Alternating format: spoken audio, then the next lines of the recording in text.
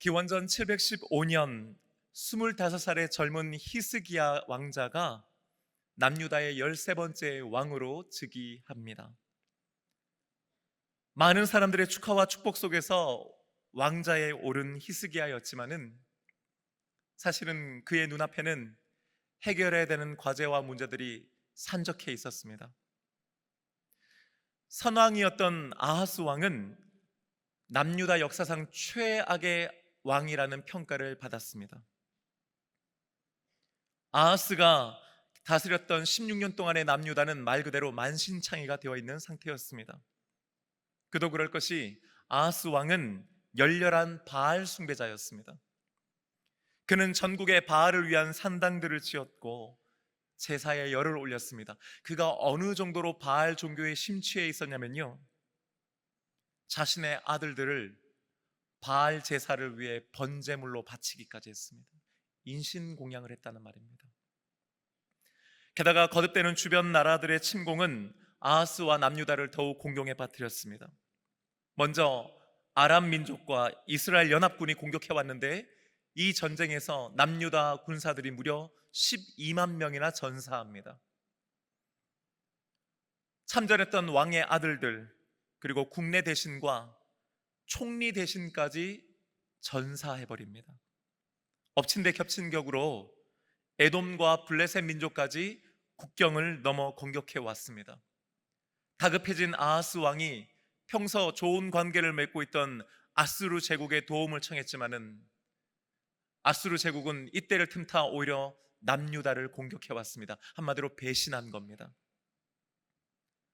말 그대로 나라의 존립 자체가 위태로워진 상태였습니다. 성경은 그리고 이 모든 일들이 아하스 왕이 하나님 앞에 범죄하였기 때문에 일어난 일이었다고 증거하고 있습니다.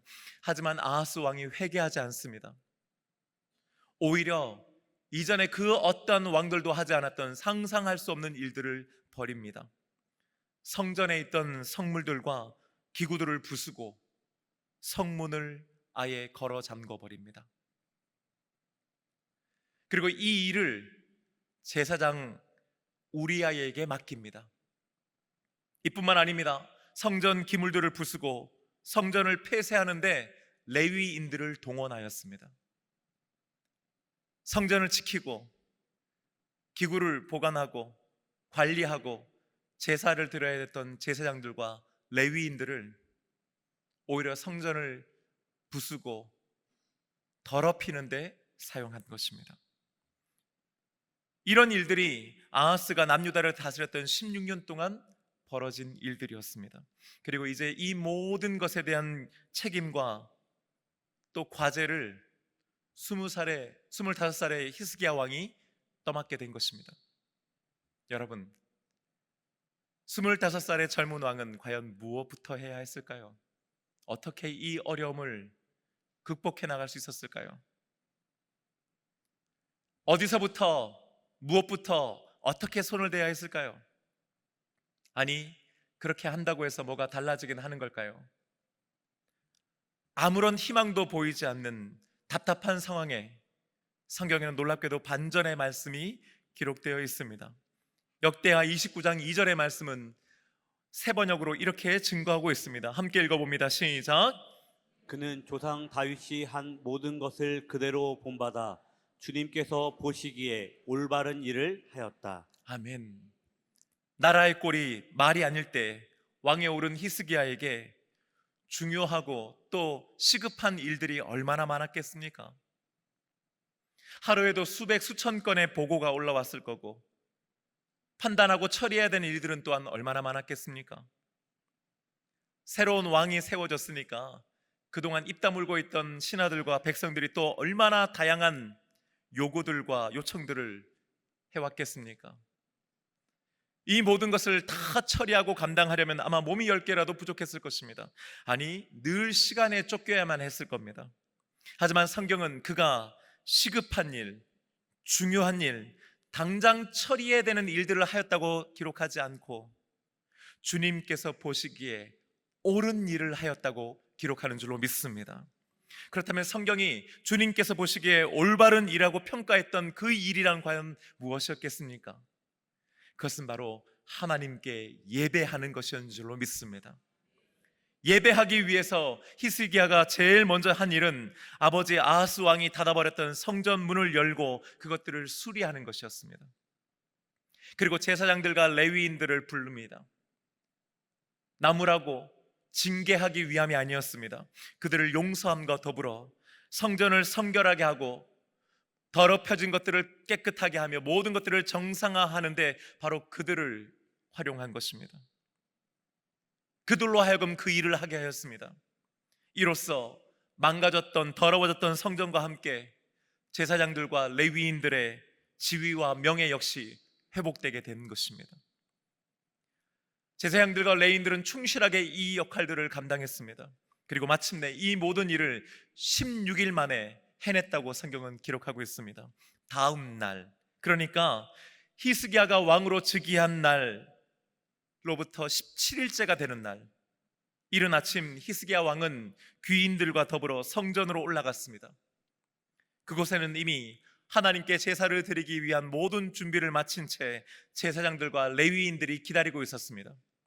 한쪽에는 찬양을 인도하게 될 대규모 성가대와 또 연주팀들 또한 대기 중이었습니다. 무엇보다도 하나님께 제사를 드린다라고 하는 소식을 듣고 전국 각지에서 수많은 백성들이 성전으로 모여들었습니다. 예배를 드리기 위한 모든 준비를 마친 것입니다. 드디어 히스기야 왕의 명령으로 제사가 시작되었습니다. 이 얼마 만의 제사입니까? 왕을 시작으로 온 백성이 한마음 한뜻이 되어 제사를 드리게 된 것이 무려 16년 만의 일이었습니다. 지금 이들의 상황과 형편은 또한 어떻습니까? 연이은 전쟁에서의 패배로 인해 12만 명이 넘는 병사들이 목숨을 잃었습니다.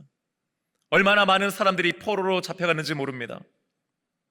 믿었던 아수르에게 배신을 당해 더 큰 위기에 놓여 있었습니다. 백성들의 고통과 눈물과 한숨과 원망이 하늘을 찌르던 때였습니다. 그렇다면 그들이 모처럼 제사를 드리게 되었으니 하나님께 무엇을 구해야 했겠습니까? 이들에게 지금 정말 절실하게 필요한 것이 뭡니까? 아마도 하나님의 인도하심과 보호하심이었지 않겠습니까? 가정과 신앙 공동체와 나라를 지킬 수 있는 힘과 능력을 달라고 그들은 기도해야 하지 않겠습니까? 지치고 상한 몸과 마음과 영을 회복할 수 있게 해달라고, 평화를 달라고 기도하지 않았겠습니까? 너무나 많은 것들을 잃어버려서 하루하루의 삶이 너무나 힘들고 어려웠기에 일용할 양식을 달라고, 또 삶에 필요한 모든 것들을 채워달라고 구해야 마땅하지 않았겠습니까? 하나님 도와주옵소서, 하나님 살려주시옵소서, 하나님 힘을 주시고 평강을 허락하여 달라고 기도해야 하지 않겠습니까? 하지만 히스기야 왕의 판단은 달랐습니다. 지금 이 순간 그 어떤 것보다도 더 중요하고 시급한 것은, 무엇보다도 올바른 것은 하나님께로 돌아가는 것이라고 그는 믿었던 것입니다. 하나님께 예배하는 것이라고 그는 믿었습니다. 따라서 히스기야가 하나님으로부터 가장 받기 원했던 것은 힘도 능력도 물질도 아닌 바로 죄사함이었습니다. 용서함을 구했던 것입니다. 하나님, 우리 아버지가, 또 우리 아버지의 세대가 하나님 앞에 범죄하였습니다. 하나님 보시기에 악한 일을 행하였습니다. 온 백성과 나라가 하나님을 떠났었습니다. 하나님, 이제 구하오니 용서하여 주옵소서. 하나님께서 그 히스기야 왕과 백성들의 마음을 보신 줄로 믿습니다. 그들이 그리하여서 제일 먼저 드렸던 제사가 바로 속죄제였던 것입니다. 하나님, 우리의 죄를 용서하여 주옵소서. 그렇게 첫 번째 속죄제가 드려졌습니다. 제사가 다 드려졌습니다. 하지만 그들은 흩어지지 않았습니다. 오히려 더욱 사모하는 마음으로 이번에는 번제를 드리게 됩니다. 여러분, 번제라고 하는 것은 태워드리는 제사라고 하는 건데, 이 번제의 의미는 충성과 헌신을 의미합니다. 하나님, 용서해 주셨사오니 이제 다시 하나님께 충성하겠습니다. 하나님께 헌신하겠습니다라고 다짐하는 것이지요. 그리고 이들은 이제 이스라엘 역사상 통틀어 가장 기억에 남을 만한 아름다운 번제를 하나님께 드리게 됩니다. 여러분, 이제 한번 좀 우리의 상상력을 발휘해서요, 어떤 모습이었을까를 한번 우리가 생각하면서 오늘 이 말씀 듣게 되기를 원합니다. 성전의 한쪽에 레위인들이 쫙 늘어서서 손에 재금과 비파와 수금을 들고 서 있습니다. 이번에는 제사장들이 나팔을 들고 쭉 서 있습니다. 히스기야 왕이 하나님께 번제를 드릴 것을 명령했습니다. 27절의 말씀 우리 함께 읽어보십시다. 시작. 히스기야가 명령하여 번제를 제단에 드릴새 번제 드리기를 시작하는 동시에 여호와의 시로 노래하고 나팔을 불며 이스라엘 왕 다윗의 악기를 울리고. 아멘.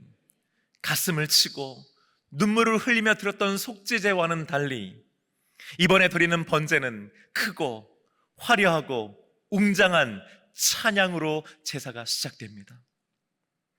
한쪽에서는 제사장들이 지금 제물을 잡아서 번제를 드립니다. 제물을 불태워 올려드리는 것입니다. 다른 한쪽에는요, 레위인들이 또 제사장들이 손에 악기를 들고 나팔을 불며 소리 높여 하나님을 찬양하는 모습, 여러분 상상만 해도 웅장하지 않습니까? 그렇다면 그 자리에 있던 대다수의 회중들은 과연 어떻게 하고 있었을까요? 번제로 올려지는 것을 구경했을까요? 레위인들과 제사장들이 올려드리는 찬양을 흡족한 마음으로 지켜보았을까요? 아닙니다. 28절 상반절은 이렇게 증거하는데, 온 회중이 경배하며, 할렐루야, 온 회중이 경배하였다는 겁니다. 그런데 여러분, 이 경배하다라고 하는 말은요, 허리를 굽히다라고 하는 의미입니다. 이어지는 말씀 28절 하반절을 보니까요, 노래하는 자들은 노래하고 나팔 부는 자들은 나팔을 불어. 언제까지요? 언제까지 그렇게 했다는 겁니까? 번제를 마치기까지 이르니라. 아멘. 번제는 보통 소나 양, 염소 혹은 새를 잡아서 가죽을 벗기고요, 내장과 오물을 제거한 다음에 그 전부를 다 불태워 올려드리는 제사였습니다. 아마 이날의 번제는 왕이 올려드리는 제사였기 때문에 소와 양을 제물로 드렸을 것입니다. 생각해 보십시오. 그 모든 것들이 다 태워지기까지 꽤 오랜 시간이 걸리지 않았겠습니까? 그런데 번제가 시작되는 그 시간부터 마치는 그 시간까지, 그 시간 내내 레위인들과 제사장들은 하나님을 찬양했습니다. 나팔을 불었습니다. 회중들은요, 허리를 굽혀 하나님께 경배한 줄로 믿습니다. 마침내 번제도 끝났습니다. 이제 예정됐던 모든 제사가 끝난 겁니다. 고단함도 하지 않습니까? 피곤하기도 할 겁니다. 아마 16년 만에 드려진 이 속죄제와 번제 때문에 그들의 마음에 기뻤을 것이고, 또 애쓰고 쓰고 한 사람들을 칭찬하고 격려했을 것입니다. 야, 우리 이렇게 예배드리니까 너무 좋다, 이런 제사 드리니까 너무 좋다, 우리 다음번에도 이렇게 드리자 하면서 서로 악수하고 안아주고 칭찬하고 격려하고 어깨를 두드려주며 평상시 같으면 그렇게 흩어지고 헤어졌을 것입니다. 하지만 이어지는 29절의 말씀을 여러분 함께 보십시다. 함께 읽겠습니다. 시작. 제사 드리기를 마침에 왕과 그와 함께 있는 자들이 다 엎드려 경배하니라. 아멘. 속죄제와 번제를 드리고 났습니다. 자신들의 죄를 용서해 주신 하나님께 너무 감사하는 겁니다. 자신들을 다시 만나주신 그 자리가 너무 행복한 겁니다. 16년 만에 드려진 그 온전한 제사가 너무너무 은혜스러운 겁니다. 그러니 누구 하나 쉽게 그 자리를 떠나지를 못하는 거예요. 아니, 거기에 있던 그 누구도 그 자리를 뜨고 싶지 않은 겁니다. 일어나기는커녕 흩어지기는커녕 오히려 왕과 그와 함께 하는 자들이 다 엎드려 경배하니라. 여러분, 여기서 엎드려라고 하는 말은요, 원문을 그대로 히브리어를 번역하면요, 무릎을 꿇고라는 뜻입니다. 히스기야 왕이 하나님 앞에 무릎을 꿇은 겁니다. 그러자 곁에 있던 귀인들을 비롯해서 노래하던 레위인들, 또 나팔 불던 제사장들, 그리고 제사를 집행에 올렸던 제사장들과 거기에 있던 모든 사람들이 그 왕과 더불어 함께 하나님 앞에 무릎을 꿇은 것입니다. 신분과 직책의 높고 낮음에 상관없이, 배움과 능력과 나이와 경제력과는 또한 상관없이 모두 다 하나님 앞에 무릎을 꿇었습니다. 여러분 한번 상상해 보십시오. 맨 앞에 왕이 앉아 무릎을 꿇고, 그 뒤를 이어 고관 제작들이 무릎을 꿇고, 제사장들과 레위인들과 거기에 있던 모든 회중들이 하나님 앞에 무릎 꿇고 경배하는 모습을 말입니다. 여러분에게도 이런 경험이 있으십니까? 예정되었던 예배를 다 마쳤음에도 불구하고 서둘러 일어나 자리를 뜨는 것이 아니라 그 자리에 앉아서 그 예배의 여운을 함께 느끼고, 아니지요, 그 예배 시간에 우리를 만나주시고 우리에게 주신 은혜와 감격 때문에 도무지 그 자리를 떠날 수 없었던 그 순간 말입니다. 오히려 그 자리에 앉아서 쏟아지는 눈물을 닦으면서 하나님 앞에 감사합니다, 하나님 오늘 나를 만나주시고 만져주심에 감사합니다 기도했던 바로 그런 예배들 말입니다. 저에게는 그런 예배의 경험들이 너무나 많이 있습니다. 하지만 여러분, 그 중에서 꼭 제 마음 가운데 기억되는 한 예배가 있다면 그것은 2007년 12월 그 추운 시카고 밤 매코믹 신학교에서 드렸던 예배입니다. 매주 학생들이 팀을 짜서 번갈아 가면서 목요일 저녁에 있는 교수님들과 학생들, 직원들이 함께 드리는 예배를 디자인합니다. 예배를 디자인한다고 하니까 좀 그렇습니다만은, 그러니까 새로운 예배를 매번 만들어서 드리는 거예요. 저와 함께 6명의 학생들이 한 팀이 돼서 그 예배를 맡았습니다. 재밌는 건요, 거기에 모였던 저희 팀원들 중에서 모두가 다 성별, 피부색, 나이, 출신 교단과 또 신앙의 색깔에 이르기까지 어느 것 하나 공통점이 없었다는 거예요. 그 7명 중에서 제가 유일한 아시안이었습니다. 너무너무 다른 사람들이 한 팀으로 모였어요. 하지만 여러분, 저희들에게는 공통점이 하나 있었습니다. 그것은 바로 영과 진리 안에서 예배 드리고자 하는 열정이었습니다. 이번에 우리 정말 하나님 받으시는 귀한 예배를 한번 우리 드려보자, 그런 마음으로 우리는 뭉쳐 있었습니다. 1시간의 예배를요 하나님께 올려드렸는데 그날은 얼마나 은혜로웠는지 모릅니다. 저희 팀원 중에서 그 흑인 여자 청년이 있었는데 등치가 이래요. 근데요, 노래를 얼마나 잘하는지, 찬양을 얼마나 잘하는지 그 친구 한 명이 몇 명의 성량을 커버할 만큼 굉장히 성량이 좋은 친구였어요.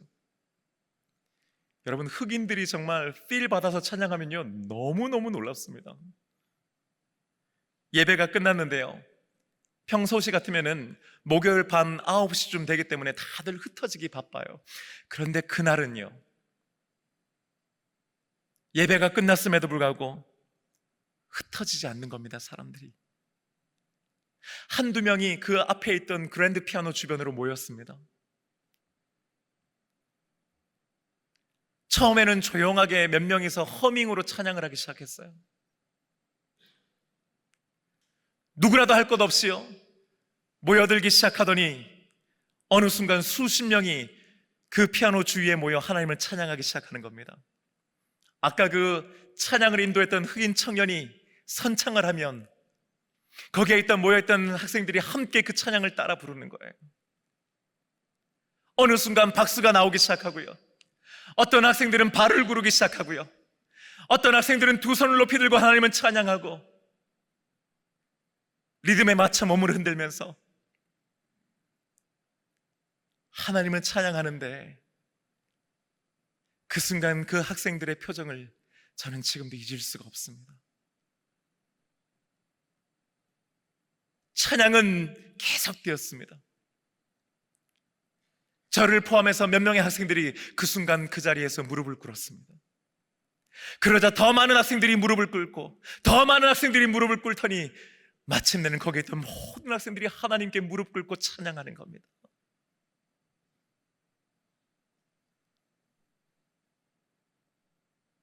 12월 매서운 바람이 몰아치는 시카고의 밤, 저희들은 그 어느 때보다 뜨겁게 하나님을 찬양했고 무릎 꿇고 하나님을 찬양하였습니다. 히스기야 왕도 아마 그랬던 것 같습니다. 30절의 말씀 우리 함께 읽어봅니다. 시작.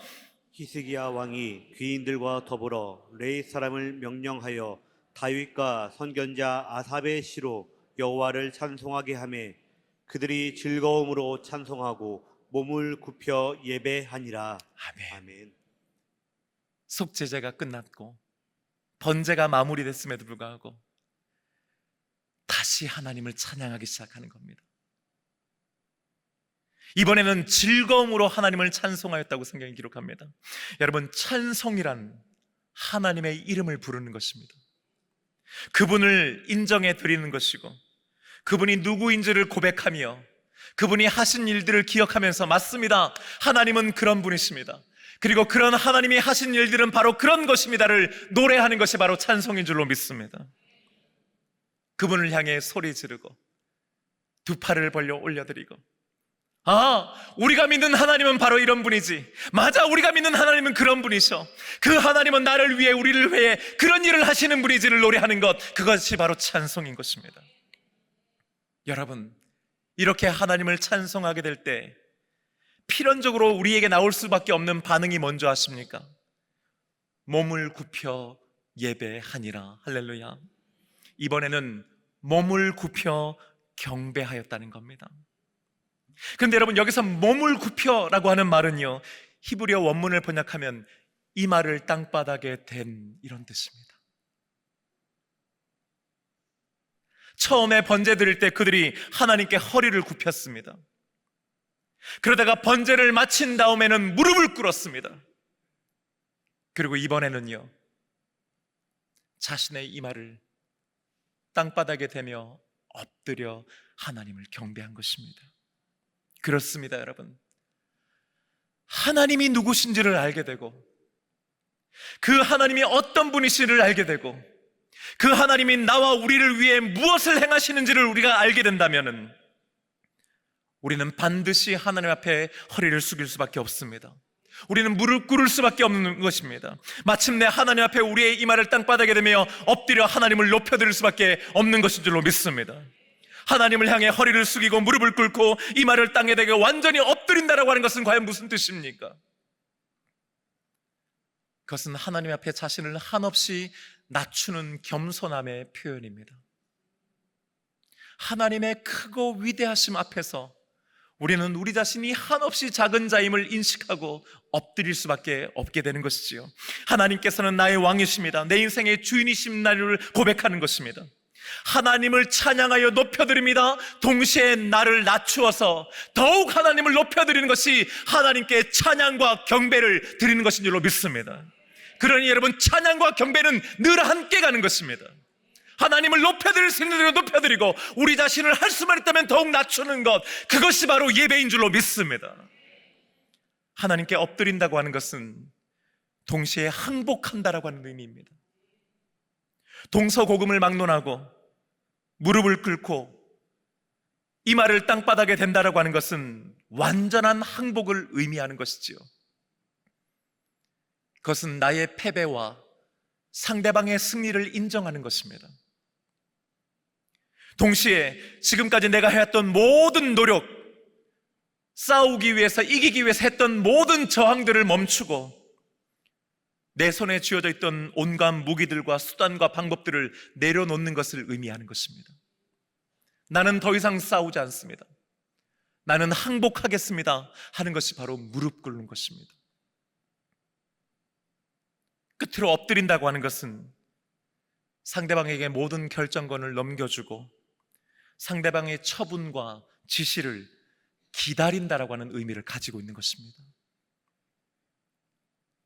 말씀하시옵소서, 내가 듣고 행하겠습니다.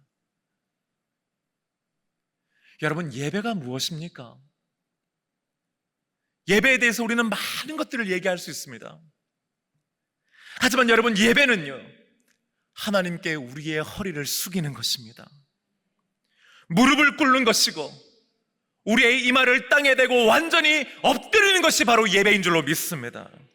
그러니 예배는 단순히 한 시간을 정해놓고 어떤 장소에 모여 어떤 순서를 따라 진행해 나가는 것이 아닙니다.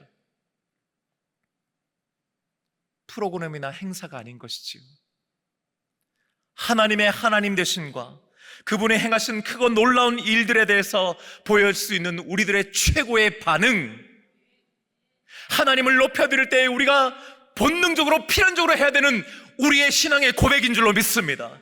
여러분, 그것을 한마디로 말하면 그것은 엎드리는 것입니다. 우리는 자주 오늘 예배가 좋았다, 목사님 오늘 예배 너무 은혜로웠습니다라는 얘기를 하곤 합니다. 때로는 글쎄 오늘 예배 그냥 평이했는데 오늘 예배는 좀 별로였던 것 같아. 여러분, 어떤 것으로 판단합니까? 그 기준이 뭡니까? 오늘 찬양이 우리의 마음에 더 와닿았기 때문입니까? 오늘 장로님의 기도가 그 어느 때부터 간절했기 때문입니까? 아니면 목사의 설교가 힘있고 능력이 있게 선포되었기 때문입니까? 모르는 사실을 깨닫게 되었고 여러분의 마음에 뭔가 찔림이나 혹은 감동을 받았기 때문에 오늘 예배는 은혜로운 예배였던 겁니까? 아니면 이 모든 것들이 다 조화롭게 진행되었기 때문일까요? 여러분, 정말 그렇습니까? 오늘 본문은 예배는 하나님을 향해 허리를 숙이는 것, 하나님께 무릎을 꿇고 이마를 땅에 대고 완전히 엎드리는 것과 같은 것이라고 말씀하고 있습니다. 예배는 하나님 앞에서 한없이 겸손해지는 것입니다. 하나님께 항복하는 것입니다. 하나님의 뜻과 계획하심을 온전히 기다리면서 그분의 인도하심을 기다리는 것입니다. 그렇다면 우리가 드리는 예배의 좋고 나쁨, 은혜로움과 그렇지 않음과 성공과 실패를 만약에 우리가 구분해야 한다면, 구분할 수 있다면 그 기준은 과연 이 예배의 한 시간 동안에 우리가 하나님께 허리를 굽혔는가의 여부, 우리가 하나님 앞에 무릎 꿇었는가의 여부, 우리가 과연 하나님께 완전히 엎드렸고 그분의 인도하심과 처분과 그분의 뜻을 기다리는가의 여부에 달려있는 것인 줄로 믿습니다. 비록 오늘 우리가 드리는 이 예배가 어떤 무언가로 인해서 조금은 삐걱거린 것 같고 조금은 부족한 것 같고 그날의 화음이 뭔가 잘 안 맞는 것 같고 연습한 것만큼 우리의 기량을 충분히 발휘하지 못했다 할지라도 오늘 목사의 설교가 도무지 내 마음 가운데 와닿지 않는다 하더라도 그 한순간, 아니 그 처음부터 끝까지의 시간 가운데 내가 단 한순간만이라도 하나님께 허리를 숙일 수 있었다면 내 뜻과 내 의지, 내 무기를 내려놓고 하나님 앞에 내가 완전히 항복할 수 있었다면 내가 하고 싶은 것들을 끝까지 관철시키기 위해서 하나님께 무언가를 얻어내고 뽑아내기 위해서가 아니라 하나님 앞에 완전히 엎드릴 수 있었다면 그 예배는 하나님께 영과 진리로 드리는 예배이요 그 예배는 영적인 예배인 줄로 믿습니다. 우리는 그런 예배를 드려야 하는 것입니다. 여러분, 반대로요, 오늘 예배가 아무리 성가대에 아름답고 완벽한 하모니로 드려진 찬양이 있다 할지라도 목사가 핏대를 올려가면서 열정적으로 말씀을 전했다 할지라도 이 모든 것들이 다 온전해져서 정말 오늘 예배의 분위기가 너무 좋았어도 여러분이 단 한순간도 오늘 이 예배 가운데 하나님께 허리 숙이지 않는다면, 하나님 앞에 항복하지 않는다면, 하나님께 무릎 꿇고 우리의 의지를 꺾고 우리의 뜻을 꺾고 하나님 앞에 엎드리지 않으면 여러분 그 예배는 예배일 수 없고 그 예배는 영과 진리로 드리는 예배 아니며 그 예배는 하나님 받으시기에 합당한 예배 아니고 그 예배는 영적인 예배일 수 없는 것입니다. 사랑하는 여러분, 히스기야 왕과 백성들이 하나님께 드렸던 이 예배가 어떻게 마무리되는지 아십니까? 36절의 말씀은 이렇게 기록하고 있습니다. 이 일이 갑자기 되었으나 하나님께서 백성을 위하여 예비하셨으므로 히스기야가 백성과 더불어 기뻐하였더라. 할렐루야. 여러분, 성경은 이 일이 갑자기 된 것이라고 기록합니다.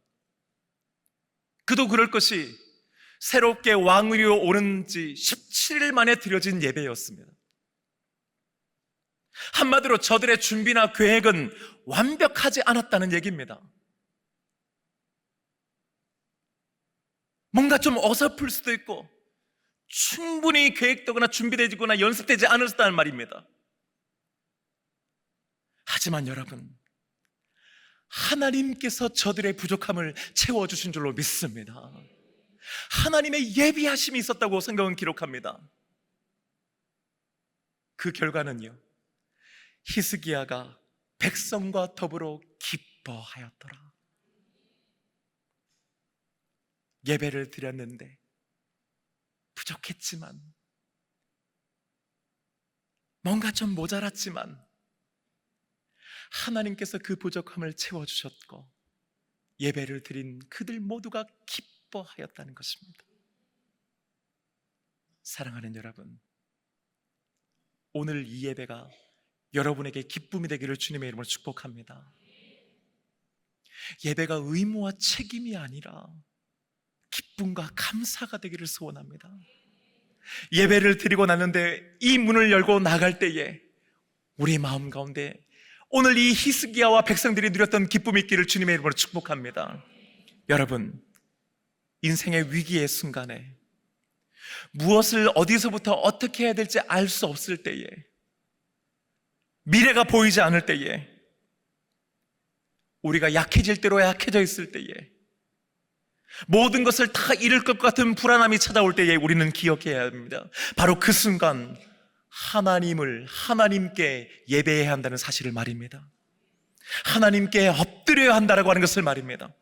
그것이 살 길이요 하나님 보시기에 올바른 일인 줄로 믿습니다. 사랑하는 여러분, 우리 이 예배 시간에 비록 우리는 앉아있지만 우리의 마음만큼은 하나님께 허리를 숙이고 무릎을 꿇고 우리의 이마를 땅바닥에 대는 엎드림의 예배가 되기를 주님의 이름으로 축복합니다. 허리와 고개를 꼿꼿이 든 채 여전히 한 주간 내가 가지고 움켜쥐고 이루고자 했던 그 모든 의지와 뜻을 끝내 이루기 위해 예배드리는 것이 아니라 예배의 자리에 나와 하나님 앞에 겸손하게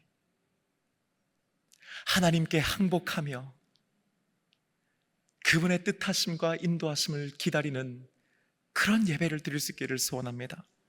뿐만 아니라 여러분, 오늘 이 예배가 마치고 나서 우리가 이 문을 열고 나간 다음 다시 이 문으로 와 예배의 자리로 오기까지 우리의 일상 속에서, 삶 속에서 하나님 앞에 허리를 숙이고 무릎을 꿇고 이마를 땅바닥에 댄 채 살아갈 수 있기를 축복합니다. 하나님 앞에서 겸손하고 항복하며 하나님의 뜻을 기다리며 이번 한 주간을 살아가는 저와 여러분 되시기를 주님의 이름으로 축복합니다. 이제 우리 다 함께 자리에서 일어나셨어요. 오늘 이 찬양으로 우리 함께 결단할 수 있게 되기를 원합니다.